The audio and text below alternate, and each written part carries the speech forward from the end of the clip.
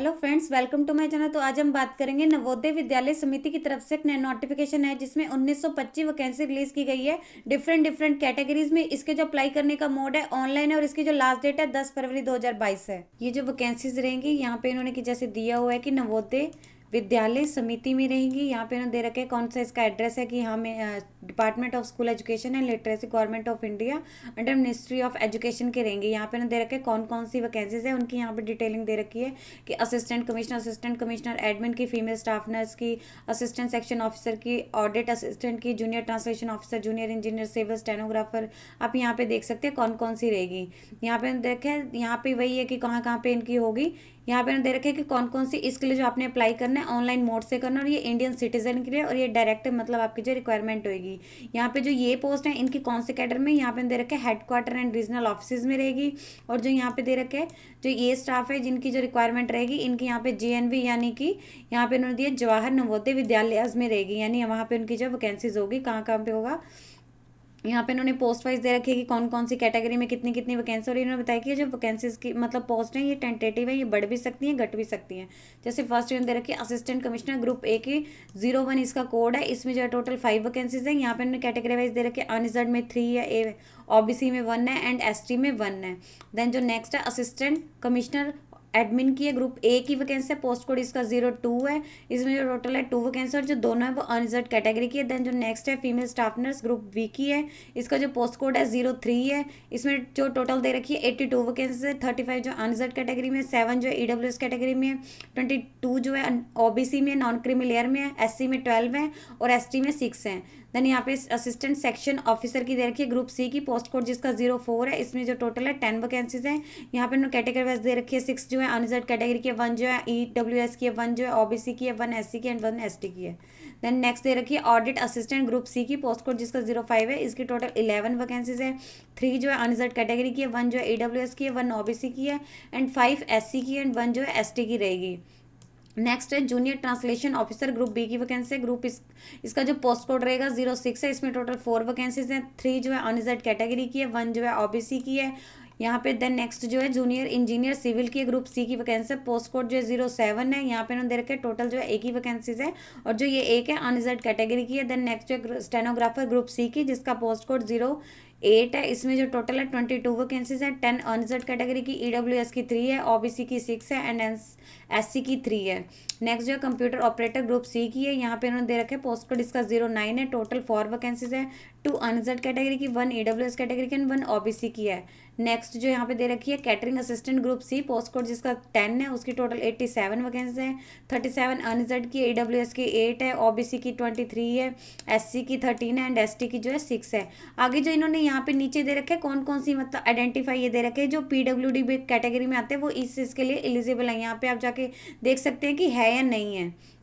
Next है junior secretariat assistant group C की, यहाँ पे इन्होंने दे रखे इसके लिए जो पोस्ट कोड रहेगा 11 रहेगा। टोटल 8 वैकेंसीज है। यहाँ पे इन्होंने दे रखे कौन कौन सी रहेगी ये इस कैडर में, जैसे कि दे रखे हेडक्वार्टर एंड रीजनल ऑफिस में रहेगी जो है 4 है। देन 1 EWS कैटेगरी की है, 2 जो है OBC की है, 1 ST की है। देन ये सेम वैकेंसीज इन्होंने दे रखी ये जो है JNV कैडर में, जैसे इन्होंने बताया था जवाहर नवोदय विद्यालय में है। टोटल 622 वैकेंसी, 254 अनरिजर्व कैटेगरी की है, 62 EWS कैटेगरी की है एंड इसकी OBC के लिए 167 है, SC के लिए 13 है, SC के लिए 93 एंड ST के लिए 46 है। और इनका दोनों का पोस्ट कोड जो है अलग अलग है। ये जैसे कि यहाँ पे ये अलग उसमें है और ये अलग कैडर में है, तो इसका पोस्ट कोड 11 था तो इसका 12 है। नेक्स्ट दे रखिए इलेक्ट्रिशियन कम प्लम्बर की ग्रुप C की है, पोस्ट कोड इसका 13 है। टोटल 273 वैकेंसी यहाँ पे कैटेगरी वाइज देख लीजिएगा। Next lab attendant group C की जिसका पोस्ट कोड 14 है। इसकी जो टोटल 142 वैकेंसीज है। अनरिजर्व की दे रखे है 59 है, EWS की 14 है, 38 OBC की है, SC की 21 है एंड ST की 10 है। देन नेक्स्ट दे रखे मैथ हेल्पर ग्रुप C की, यहाँ पे दे रखे पोस्ट कोड जिसका 15 है। टोटल जो है 629 वैकेंसीज है।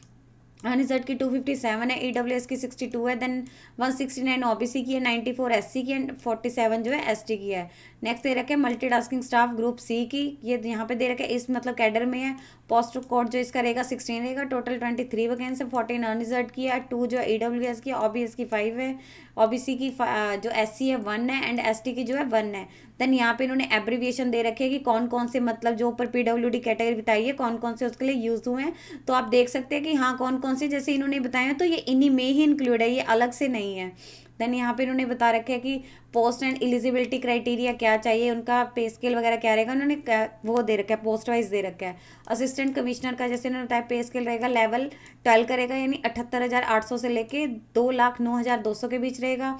अपर एज लिमिट जो है इसमें अप टू 45 ईयर्स तक की है। क्वालिफिकेशन क्या चाहिए, मास्टर डिग्री होनी चाहिए ह्यूमैनिटीज़ में या फिर साइंस में या फिर कॉमर्स होनी चाहिए, या कॉमर्स में किसी रिकॉग्नाइज्ड इंस्टीट्यूट या यूनिवर्सिटी से। लिखा है कि इसके अलावा जो पर्सन होल्डिंग एनालॉग पोस्ट, या फिर लिखा है कि post of principal in the level 12, यहाँ पे जो देखा इन द पे मैट्रिक्स, या फिर लिखा है कि आपका 5 ईयर्स का एक्सपीरियंस होना चाहिए इन द लेवल 10 में जो इन्होंने बताया हुआ है उसके अकॉर्डिंग, या फिर उससे एबव का in the educational planning and administration in any government में या फिर सेमी गवर्नमेंट में या फिर ऑटोनॉमस ऑर्गेनाइजेशन में। डिजायरेबल में इन्होंने दिया है कि एक्सपीरियंस होना चाहिए किसी भी रेजिडेंटिंग स्कूल सिस्टम में वर्किंग करने का, या फिर research work done in the field, आपका जो एजुकेशन में आपने जो है कहीं पे रिसर्च वगैरह की है उसका। नेक्स्ट जो इन्होंने दे रखी है असिस्टेंट कमिश्नर एडमिन की, यहाँ पे लिखा है इसका पे स्केल रहेगा लेवल 11 है, 67,700 से लेके 2,08,700 रहेगा। इसकी जो अपर एज लिमिट है 45 ईयर्स तक की है। असेंशियल क्वालिफिकेशन इसमें जो मांगी है कि ग्रेजुएट होनी चाहिए किसी रिकॉग्नाइज्ड यूनिवर्सिटी से। इसके अलावा लिखा है कि रेगुलर बेसिस पे जो एनालॉग पोस्ट होल्ड करने के उनके पास कैपेसिटी होनी चाहिए, या फिर विद 8 ईयर का एक्सपीरियंस होना चाहिए इन द लेवल 7 में जो इन्होंने बताया हुआ है। इसकी सैलरी होनी चाहिए। थर्ड इन्होंने लिखा है कि इनमें से एक चीज़ होनी चाहिए। नेक्स्ट लिखा हुआ है कि एक्सपीरियंस होना चाहिए हैंडलिंग एडमिनिस्ट्रेटिव या financial matters in a responsible capacity in central या फिर स्टेट गवर्नमेंट या फिर ऑटोनॉमस या स्टैट्यूटरी ऑर्गेनाइजेशन में।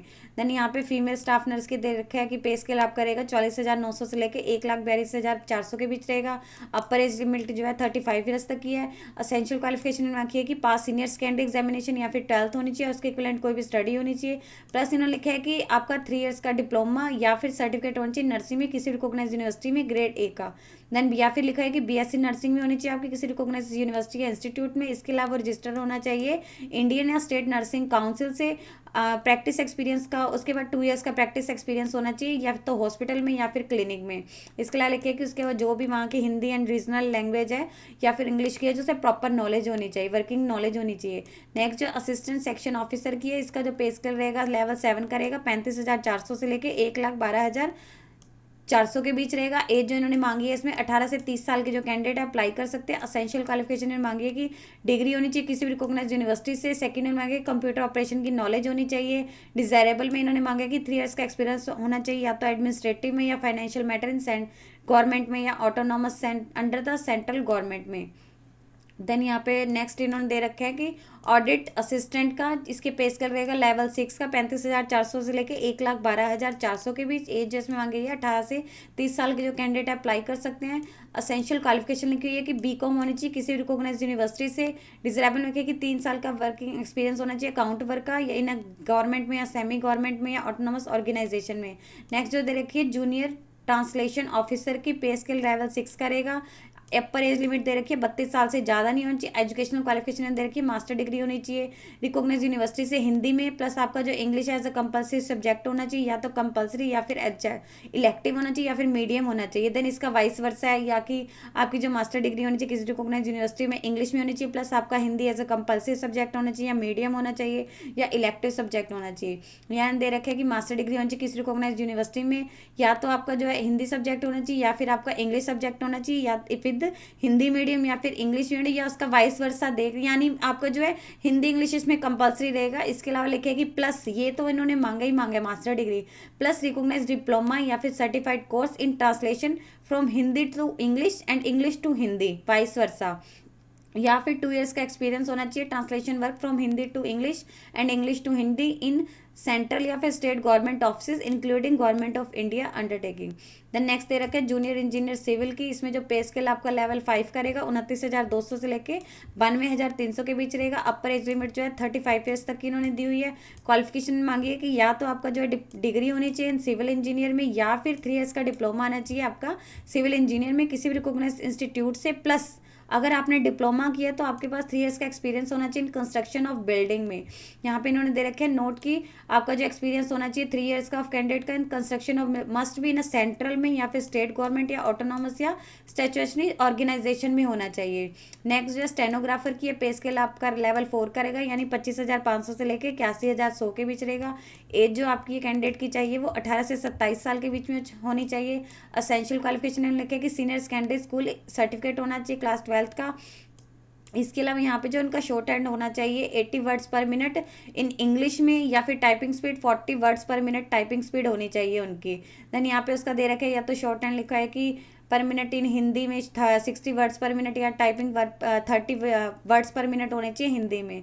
देन यहाँ पे दे रखे है कि कंप्यूटर ऑपरेटर का रहेगा, पे स्केल जो है लेवल 4 का रहेगा, 25,500 से लेकर 81,100 के बीच रहेगा। एसेंशियल क्वालिफिकेशन में मांगी कि 18 से 30 साल के जो कैंडिडेट अप्लाई कर सकते हैं। क्वालिफिकेशन लिखी कि डिग्री होनी चाहिए, यानी ग्रेजुएट होनी चाहिए किसी रिकॉग्नाइज्ड यूनिवर्सिटी या इंस्टीट्यूट से, प्लस आपको वर्ड प्रोसेसिंग की नॉलेज होनी चाहिए, डाटा एंट्री की।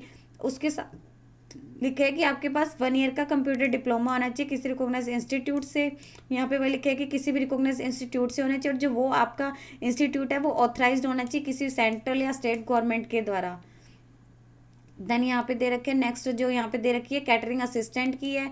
एज इन्होंने दे रखी है आपकी जो 35 साल की है। लेवल 4 का आपका जो है पे स्केल रहेगा। असेंशियल क्वालिफिकेशन वही है आपकी 10th होनी चाहिए, उसके इक्विवेलेंट आपने कोई भी स्टडी की हो। देन आपका जो है प्लस उसके साथ 3 ईयर्स का डिप्लोमा होना चाहिए कैटरिंग में, या उसके इक्विवेलेंट कोई भी ऐसा कुछ भी होना चाहिए किसी रिकॉग्नाइज्ड इंस्टीट्यूट से बाय मिनिस्ट्री ऑफ टूरिज्म या फिर government of India state government के द्वारा। देन लिखे कि पास, या फिर लिखा है कि इस pass senior candidate from CBSE with hotel management and catering as vocational subject and at least 1 year का एक्सपीरियंस होना चाहिए कैटरिंग में। या फिर लिखा है कि पास सीनियर 12th होनी चाहिए या उसके इक्विवेलेंट कोई भी स्टडी, प्लस आपको जब 1 ईयर का एक्सपीरियंस होना चाहिए इन कैटरिंग में या फिर किसी रिकॉग्नाइज्ड यूनिवर्सिटी से, प्लस 3 ईयर का एक्सपीरियंस होना चाहिए इन कैटरिंग इन रेपुटेड इंस्टीट्यूशन या होटल में। देन याद रखें, या फिर आपकी ट्रेड प्रोफिशिएंसी सर्टिफिकेट होना चाहिए इन कैटरिंग विद मिनिमम आपका 10 ईयर्स का एक्सपीरियंस होना चाहिए in defence service of regular establishment. ये सिर्फ एक्स सर्विस मैन के लिए इन्होंने दे रखी है।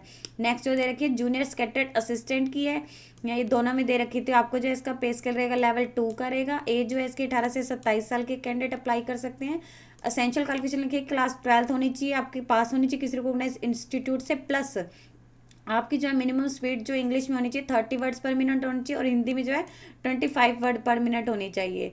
एन एवरेज ऑफ देन इसके अलावा लिखेगी या फिर +2 लेवल लिखा है कि pass +2 level of senior secondary किसी सीबीएसई या स्टेट गवर्नमेंट से विद सेक्रेटरी प्रैक्टिस या फिर office management as vocational subject होने चाहिए। डिजायरेबल में इन्होंने लिखे है कि आपने अगर computer diploma after as a subject +2 level, या फिर आपके पास 6 मंथ का डिप्लोमा इन कंप्यूटर में किसी रिकॉग्नाइज्ड इंस्टीट्यूट से, या फिर through computer literacy certificate at school level का।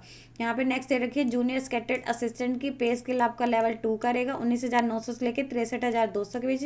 एंड एज जो इन्होंने मांगी है 18 से 27 साल के जो कैंडिडेट है अप्लाई कर सकते हैं। असेंशियल क्वालिफिकेशन इन्होंने मांगी है कि +2 होनी चाहिए किसी रिकॉग्नाइज इंस्टीट्यूट से। इसके अलावा जो आपकी इंग्लिश टाइपिंग राइटिंग में 30 वर्ड्स पर मिनट स्पीड होनी चाहिए एंड 25 वर्ड पर मिनट इन हिंदी में होनी चाहिए। देन यहाँ पे इन्होंने डेस्क दे रखी है इलेक्ट्रीशियन प्लम्बर का लेवल 2 का आपका पे स्केल रहेगा, 18 से 40 साल के कैंडिडेट अप्लाई कर सकते हैं। असेंशियल क्वालिफिकेशन मांगी क्लास 10th होनी चाहिए आपकी, तो एक फर्स्ट 10th क्लास होनी चाहिए पास। नेक्स्ट में लिखा कि आपके पास आईटीआई सर्टिफिकेट होना चाहिए या उसके इक्विवेलेंट कोई भी सर्टिफिकेट होना चाहिए इलेक्ट्रीशियन में, या फिर आपका जो इलेक्ट्रीशियन की ट्रेड में, या फिर वायरमैन या प्लम्बिंग किसी भी रिकॉग्नाइज्ड इंस्टीट्यूट से इस ट्रेड में होना चाहिए। थर्ड लिखा है कि एटलीस्ट आपके पास 2 ईयर का एक्सपीरियंस होना चाहिए in electrical installation wiring and plumbing work में। यहाँ पे इन्होंने वही दे रखे लेवल 10 की दे रखी है। लेवल 1 का आपका पे स्केल रहेगा। एज जो 18 से 30 साल के जो कैंडिडेट अप्लाई कर सकते हैं। Class 10th with a certificate आपका, या तो लिखा है क्लास 10th होनी चाहिए असेंशियल क्वालिफिकेशन में, प्लस आपके पास सर्टिफिकेट या डिप्लोमा चाहिए लेबोरेटरी टेक्निक में, या फिर +2 होनी चाहिए with science stream from a recognised board या यूनिवर्सिटी से। नेक्स्ट दे रखिए मैथ्स हेल्पर की पे स्केल आपका लेवल 1 का रहेगा। एज जो 18 से 30 साल के कैंडिडेट अप्लाई कर सकते हैं। असेंशियल क्वालिफिकेशन मांगी मैट्रिकुलेशन पास होनी चाहिए। देन लिखा है कि casual working in GNV maths note processing matriculation pass to class 10 within 2 years of joining, तो वो अप्लाई कर सकते हैं। यहाँ पे इन्होंने दे रखे हैं 10 ईयर वर्किंग इन होने चाहिए गवर्नमेंट रेजिडेंटिंग ऑर्गेनाइजेशन या स्कूल में। इसके अलावा स्किल टेस्ट को जो भी इसका होगा उसे पास करना है। नेक्स्ट दे रखिए मल्टीटास्किंग स्टाफ की क्या क्या रहेगा। इन लिखा है कि इसकी जो लेवल 1 का इसका पे स्केल रहेगा, 18 से 30 साल के अप्लाई कर सकते हैं। इसके लिए जो मिनिमम क्वालिफिकेशन है ओनली क्लास 10 है। यहाँ पे इन्होंने एज दे रखी है कि क्या क्या रहेगी। एज इन्होंने वहाँ पे कैटेगरी वाइज पोस्ट वाइज बता रखी है कि क्या क्या कितनी एज के जो अप्लाई कर सकते हैं। देन यहाँ पे इन्होंने दे रखे जो SC ST वाले हैं कैटेगरी वाइज, वो 5 ईयर्स की रिलैक्सेशन रहेगी। अदर बैकवर्ड क्लास जो नॉन क्रीमी लेयर में आते हैं उनकी 3 ईयर्स की रहेगी। देन यहाँ पे दे रखे ओनली, यहाँ पे इन्होंने पोस्ट वाइज दे रखे regular NBS employ only for applying for the post of, उन्हें कोई भी एज बार ऐसा कुछ नहीं है, उन्हें कोई भी एज रिलैक्सेशन मतलब वो अप्लाई कर सकते हैं फॉर द पोस्ट ऑफ। यहाँ पे दे रखे हैं कि अगर वो इसमें है। देन यहाँ पे इन्होंने अलग अलग दे रखे हैं कि हाँ कौन कौन से रहेंगे। देन यहाँ पे पर्सन विद डिसेबिलिटीज दे रखे हैं 10 ईयर्स की, अगर वो SC ST से हैं तो उनको 15 ईयर्स की, अगर OBC से हैं 13 ईयर्स तक की है। Person domicile in the state of Jammu Kashmir during उनका तो 5 ईयर्स की रहेगी। यहाँ पे उन्होंने आपने देख लेना कि हाँ आपकी कौन कौन सी रहेगी।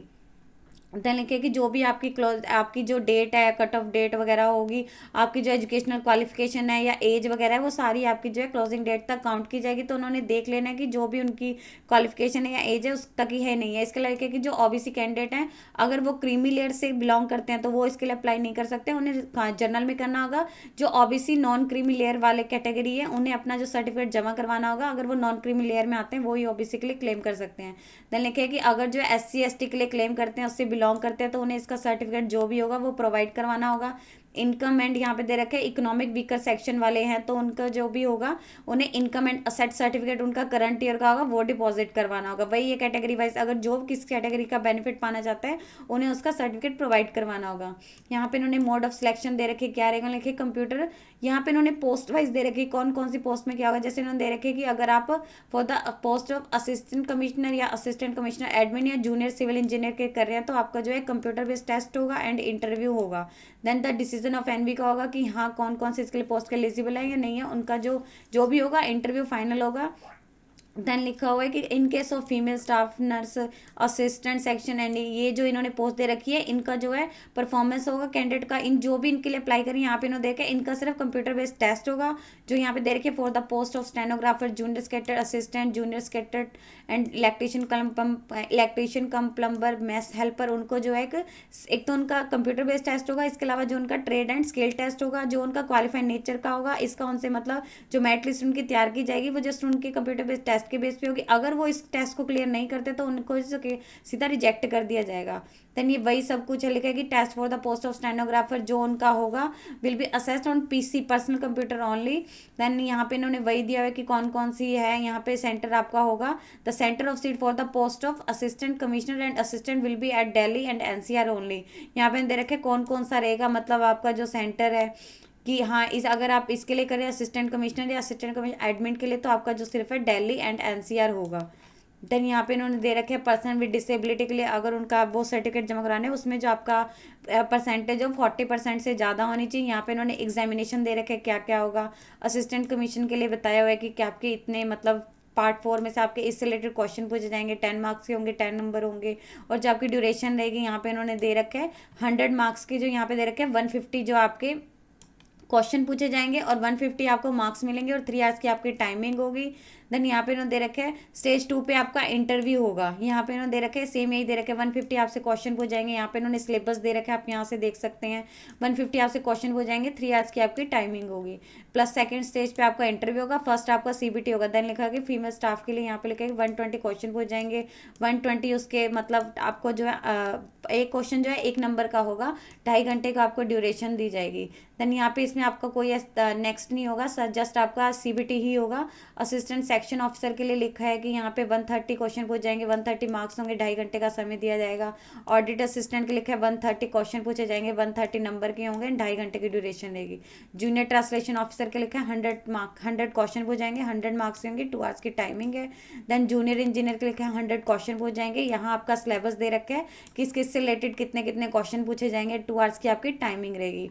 सेकंड स्टेज आपकी जो इंटरव्यू की होगी, यानी टोटल आपकी 2 होगी। यहाँ पे दे रखे स्टेनोग्राफर के लिए भी टोटल आपके 2 राउंड हो गए, यानी स्टेज 1 पे आपका CBT होगा, कंप्यूटर बेस्ड टेस्ट होगा जिसमें आपसे 100 क्वेश्चन हो जाएंगे, 100 मार्क्स के होंगे एंड 2 आवर्स की ट्रेनिंग होगी। सेकंड स्टेप पे आपका जो है skill test and typing test होगा जो PC पे होगा ओनली। यहाँ पे आपको यहाँ पे दे रखी है कि आपकी जो शॉर्ट हैंड स्पीड है वो 80 वर्ड्स पर मिनट होनी चाहिए, एंड टाइपिंग स्पीड जो इंग्लिश में है 40 वर्ड्स पर मिनट होनी चाहिए। 80 होनी चाहिए, लिखा है शॉर्ट हैंड पर 60 पर वर्ड्स पर मिनट होनी चाहिए, और हिंदी में जो है 30 वर्ड्स पर मिनट होनी चाहिए। कंप्यूटर के लिए दे रखा है आपको जो टोटल 130 क्वेश्चन हो जाएंगे, 130 मार्क्स के होंगे, 2.5 घंटे की ड्यूरेशन होगी। यहाँ पे इन्होंने इसका सिलेबस भी दिया हुआ है, क्या क्या रहेगा वो आपने यहाँ पे देख लेना है। और यहाँ पे इन्होंने स्टेजेस दे रखी है किस किस के लिए, जैसे यहाँ दे रखे हैं जूनियर स्केट असिस्टेंट की टोटल जो है 2 स्टेजेस होंगी। फर्स्ट आपका एग्जाम होगा एंड सेकंड आपका टाइप राइटिंग टेस्ट होगा। यहाँ पे आपने देख लेना सभी का अलग अलग दे रखे क्या क्या रहेगा।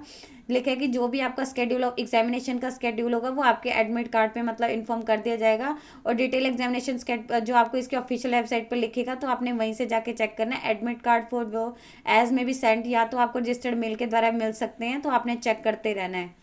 जो आपने अपने ऑनलाइन एप्लीकेशन में सबमिट की होगी उसी पे ही आएंगे। अप्लाई कैसे करना है कि आपको जो है ऑनलाइन अप्लाई करना है, ये इन्होंने वेबसाइट दे रखी है।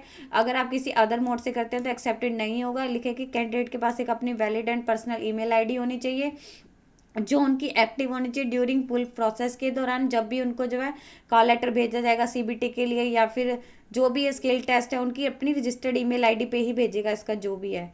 देन नेक्स्ट वीक है कि अगर कैंडिडेट के पास अपनी personal and operating email ID नहीं है तो उसे क्रिएट करनी होगी। Is new email ID create before online apply. और उसने अप्लाई करने से पहले जो भी उसमें इंस्ट्रक्शंस है उन्हें अच्छे से रीड कर लेना। जो भी उन्होंने अपनी डिटेल्स भरनी है वो सही भरनी है।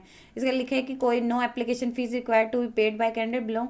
कैंडिडेट को फीस पे नहीं करनी है। लिखे कि SC एंड PH कैटेगरीज वाले हैं उनको कोई भी फीस पे नहीं करनी है। The step for online will not be applicable to them in online application. लिखे कि आपने जो एक बार फीस पे कर दिया तो वो रिफंडेबल नहीं होगी, उसे रिफंड नहीं किया जा सकता।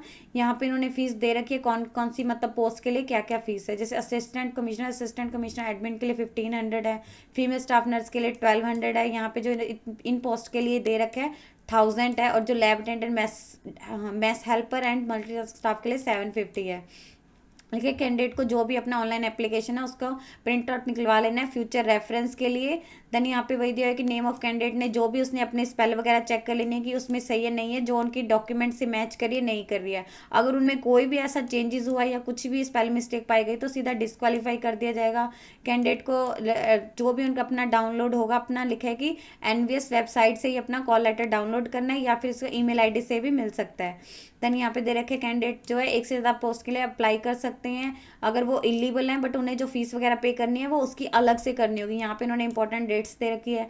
जो लास्ट डेट है इसकी 10 फरवरी 2022 है। फीस डिपॉजिट ओपन है एंड फीस जो क्लॉजेज रहेगी उसकी भी 10 फरवरी 2022 है। टेंटेटिव दे रखी है कंप्यूटर बेस्ड टेस्ट की आपकी जो 9 मार्च 2022 या 11 मार्च 2022 को आ सकते हैं। देन यहाँ पे इन्होंने जनरल सेक्शंस दे रखे हैं ओनली इंडियन जो नेशनल वाले वही अप्लाई कर सकते हैं, इंडियन सिटीजन वाले। देन लिखा है कि जो भी इसमें पोस्ट बताई गई वो टेंटेटिव है, बढ़ भी सकती हैं घट भी सकती हैं। यहाँ पे दे रखे आपकी जो भी इन्होंने बताए थे ऊपर कंप्यूटर टेस्ट होगा उसमें आपकी नेगेटिव मार्किंग होगी। अगर आप कोई भी गलत आंसर देते हैं तो आपका जो मार्क्स का 1/4 मार्क्स जो है काट दिया जाएगा। लाइक अगर आपने 4 क्वेश्चन के आंसर गलत दिए हैं तो आपका 1 नंबर काट दिया जाएगा। अगर आपने कोई ब्लैंक छोड़ा तो उसका कोई भी नंबर नहीं कटेगा। और आपका जो उन्होंने बताया था आपका कंप्यूटर बेस्ड एग्जामिनेशन है, हिंदी एंड इंग्लिश दोनों लैंग्वेज में होगा। और जो भी कैंडिडेट है उन मतलब जो भी उनकी इन्फॉर्मेशन उन्होंने प्रोवाइड की होगी ऑनलाइन उसमें से जो शॉर्ट लिस्टेड होंगे उन्हें सिर्फ CBT के लिए बुलाया जाएगा। तो उनकी कैंडिडेट की रिस्पॉन्सिबिलिटी है कि वो जो भी उसको चेक करने से पहले अपना ऑनलाइन अप्लाई करने से पहले उसकी क्राइटेरिया को एक बार अच्छे से चेक कर ले। अगर आपने इनकम्प्लीट एप्लीकेशन भेजा, ऑनलाइन एप्लीकेशन भेजा तो सीधा वो रिजेक्ट कर दिया जाएगा, उसके रिगार्डिंग कुछ भी आपको नहीं किया जाएगा। लिखे कि अगर आपने एक बार अपना एप्लीकेशन फॉर्म सबमिट कर दिया तो उसमें कोई भी मॉडिफिकेशन नहीं किया जा सकता। देन वही है कि हाँ लिस्ट ऑफ शॉर्ट लिस्टेड होंगे जो भी इंटरव्यू के लिए इसकी ऑफिशियल वेबसाइट पे डिस्प्ले हो जाएंगे। जो भी सारी जानकारी आएगी वो इसकी ऑफिशियल वेबसाइट पे ही आएगी। NVS जो भी इन्होंने लिखा है कि क्राइटेरिया आपका रहेगा, इसको अप्लाई करने से पहले आपको रजिस्टर करना होगा। वहाँ पे आपने जो है आपको एक रजिस्ट्रेशन ID वगैरह होनी चाहिए। अगर आपने जो अपनी ईमेल ID है वहाँ पर रहेगी सेंड, अगर आपका कोई भी सेंड हो जाती है कोई भी, अगर आपने गलत ईमेल ID नहीं भरनी है, रॉन्ग ईमेल ID नहीं भरनी है, क्योंकि आपको जो भी सारी जानकारी है वो वहीं पर ही आएगी। लिखे कि आपको जो candidate email ID and mobile number जो है अपना वैलिड मतलब एक्टिव रखना है जब भी तक कि उनका पूरा प्रोसेस कंप्लीट नहीं हो जा सकता। देन लिखिए कि आपको कोई भी TADA नहीं दिया जाएगा अगर आप रिटन टेस्ट के लिए CBT के लिए या interview documentation verification skill test या ट्रेड टेस्ट किसी के लिए भी आते हैं। जो भी सिलेक्टेड कैंडिडेट होंगे उन्हें कहीं भी इंडिया में जो है पोस्टेड किया जा सकता है। उसका लिखा है कि जब भी उनकी जो सिलेक्शन उन्हें जो है मिनिमम उनका 2 ईयर्स का पीरियड रहेगा उसके बाद ही उन्हें किया जाएगा। देन यही है विद रिकॉर्ड ऑफ कि हाँ नेक्स्ट इन्होंने यहाँ पे दे रखे हैं, अगर आपको चाहिए कौन कौन से मतलब है एक्स सर्विस मैन के लिए दे रखे हैं। आगे नीचे सर्टिफिकेट की इन्होंने स्पेसिमेन दे रखी है, आप वहाँ पे जाके चेक कर सकते हैं। और इसके जो अप्लाई करने का मोड है ऑनलाइन है। यदि आपको इससे रिलेटेड अधिक जानकारी चाहिए तो आप इसकी ऑफिशियल वेबसाइट पर जाकर चेक कर सकते हैं, जिसका लिंक मैं आपको डिस्क्रिप्शन बॉक्स में डाल दूंगी। यदि आपकी इस वीडियो से रिलेटेड कोई भी क्वेरी है तो आप हमें कमेंट सेक्शन में लिख के बता सकते हैं। वीडियो अच्छी लगी हो तो प्लीज़ लाइक एंड शेयर। इस तरह के और इन्फॉर्मेटिव वीडियोज़ को देखने के लिए आप हमारे यूट्यूब चैनल को सब्सक्राइब कीजिए।